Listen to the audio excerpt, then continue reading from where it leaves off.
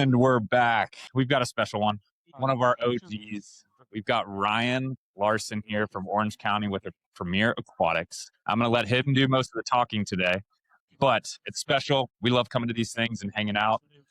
Some late nights, we wake up a little groggy sometimes, but we get back to the conference and we get to have conversations like this. So we're excited. Welcome, man. Thank you. Thanks for having me. So Ryan, we've been talking together since what, 2014? 2014 at least, yeah. So he's an OG Swimmingly user, but they are so much more than that. So Ryan, tell us about yourself, one, and then let's talk about Premier Aquatics. So I swam my whole life and never thought I would do a job that was in aquatics. Just kind of fell into it. I was doing my master's at Concordia University and coaching the swim team as the grad assistant. Met Dan, the owner of Premier Aquatics, and kind of just fell into it. And it's kind of grown ever since 2011. We've been operating the lifeguard business. We actually started coming to these conferences, and after about 3 of them, we thought to ourselves, like, hey, we need to do the swim school piece. We're already teaching seasonal programs all over. We had a curriculum we had developed, and now we've got 2 indoor swim schools. We're looking to build a 3rd and keep expanding from there. Amazing. So, we talked about this the other night, but I think you guys have such an amazing, unique approach to swim schools and how you guys are setting up that curriculum. Can you share a little bit about your guys' philosophy and approach? Yeah. So years ago, when we started developing our curriculum, we started looking at, we all know the Red Cross model and how that worked. And we just didn't see it as being effective to get someone to being into a competitive environment. And so we started developing our levels. Yes, we focus on safety first in our first 2, but then after that, we're teaching you how to swim correctly so that by the time you graduated, you're ready for any swim team. Depending on kind of your age and where you're at, it may be a club team, it may be one of our rec teams that we run. But the whole point is to hopefully make sure the kids are having fun, but teaching them to swim correctly from day one, as opposed to trying to correct something later on in life. I know my coach in high school, my freshman year, he basically threw everyone's stroke away and said, we're doing these drills and we're going to change it. I remember people being really mad because they started swimming slower. Yeah. But then by the end of the season, people were dropping 4 or 5 seconds in 100 free in one season, which is unreal. That's not supposed to happen. Yeah. And so with those kids that come through you guys' swim school, you guys are doing meets, which is incredible. You guys plan to do that, starting that this summer, right? Yep. Or April, whatever it might be. So you guys do a fantastic job there. And these kids, when the parents come to you and they do say, hey, Ryan, what's next? Like, where do we go from here? Like, where is your stopping point to say, yeah, this kid might be ready for Irvine or Nova? Yeah. What's your approach for that? No, sometimes we'll go to the parents and say, hey, we've done all we can in our program. And we're not just trying to keep them around forever and just make money. We want, if they're ready for something more, we will go and tell them. I think that's awesome. And then sometimes the parents come to us, and really it's the kids that are getting to be about 12 to 13 typically in our program. And they have that kind of competitive spirit. And that's when we're saying, hey, we're a rec fun team. And if you're wanting to be competitive, here are some options. And I have buddies on all the local club teams, and based on kind of what the parent is wanting, I kind of recommend where they should go from there. Gotcha. And then for these meets, how do you guys plan to educate the parents in that experience? Like, obviously the kids are coming in and it might be their first meet ever. We don't really like to call them meets because it's kind of a scary word. Play session, whatever you guys want to call it. So how do you guys also educate the parents and say, this is how a meet's going to be run. This is a heat sheet. These are results. How do you guys plan to do that? Yeah. So typically at our first meet, we like to get the parents together and kind of really explain like what we're here for. This is kind of an exhibition to see like, where has your child started and where are they going? And we don't run meets all year long.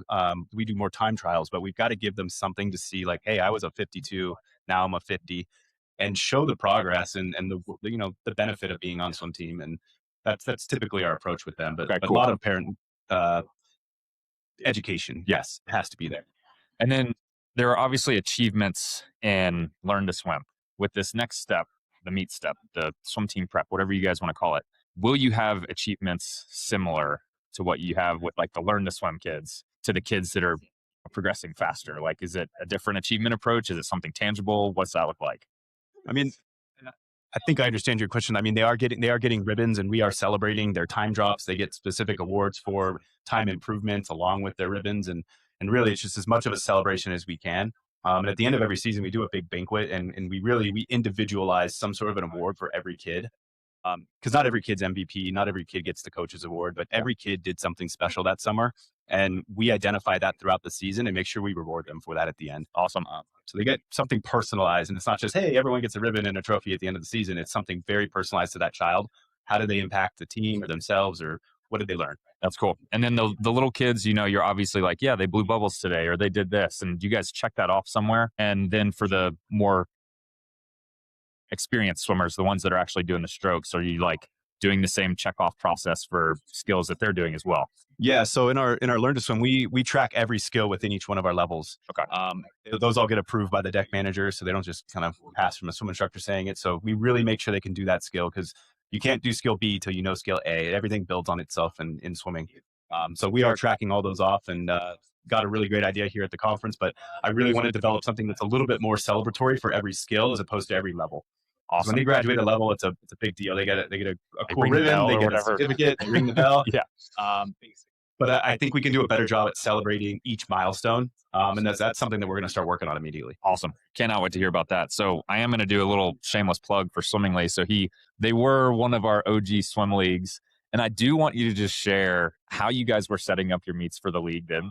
And like, I want you to really share your experience from going from what you were doing then to using Swimmingly, if you don't mind sharing that. Yeah, and we were talking about this the other night. I remember my first swim meet when I started coaching in the league, and our league, they had a lot of parent volunteers running the meet and doing everything. I was tasked with standing at the end of the pool with a clipboard to write down the kids' names and times. Well, I knew my kids, but I didn't know the other kids swimming. I'm like, how am I supposed to do this? So I was pulling my hair out trying to figure out how to get this kid's name on a ribbon for them so that they could get their achievement. And after that, Dan and I started really looking at it. We started talking to you guys. Started with Swimmingly, and it was a game changer for us. It immediately made our meets more efficient. From after that summer, we decided we're going to start our own swim league, because we know that we can do this in a more efficient manner. And our swim league was coaches run. The only volunteering we needed from a parent was not volunteer. It was all coaches run, with the exception of parents timing behind the blocks. That was the only job they had. We ran the meet. We did everything else for setup. And a lot of our clientele was more higher end. It was country clubs and really private communities in Orange County. So the parents loved that. They could come to a meet that was an hour and a half. They got to watch their kids swim, and they had very minimal commitment. They got to enjoy the meet. We enjoyed it maybe a little less, but the parents loved it. And it really drove enrollment for our swim teams, because they didn't have this huge commitment. Yeah. And that's awesome. When you said you were doing the ribbons yourself, you were literally capturing times for all the swimmers. Correct. Yourself. Yes.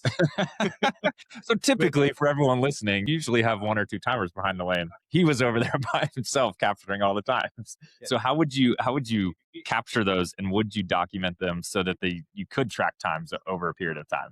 Yeah. So I guess So I was in charge of writing down which kid got which place. They were still timing from the other side. Okay. And they were then manually backtracking and figuring out who got what time to give the right thing. So to me, it was very inefficient. It stressed me out. I was like, we're going to let someone down, and I'm going to get a mom that comes and talks to me and says, hey, why did my kid not get a ribbon? And Swimming League really, it fixed it. I just send a file at the end of the meet, and the other coach takes care of their ribbons. It's great. Perfect. Yeah. And then you touched on one thing about growing the league. This is a common question that we get, because we do get a lot of solo clubs that come and they're like, hey, we're going to start with inter squad meets, kind of similar to what you were doing. And they come to us, and we don't really have the answer, honestly, but they're like, how do we grow a league? Like, what are the steps? Because there are other clubs like us that are just doing this solo thing. Did you have a plan for that? Because obviously you guys built an awesome league. Yeah. What was your approach to going out and getting teams to be the league? Yeah. So, I mean, some of the teams that joined our league, they ended up just being ones that were in the old league, and we showed them a better way. Got it. But when we look and we say, hey, we want 2 more teams this year, we start just calling around and make connections and build relationships. And, once we show them the product and how less involved their parents need to be, it was a very easy sell to get them to join the league. And that's awesome. Well, man, I appreciate you sitting down. It's always good to see these things. But Ryan, until next time, man. Thank you. Yeah. Thanks.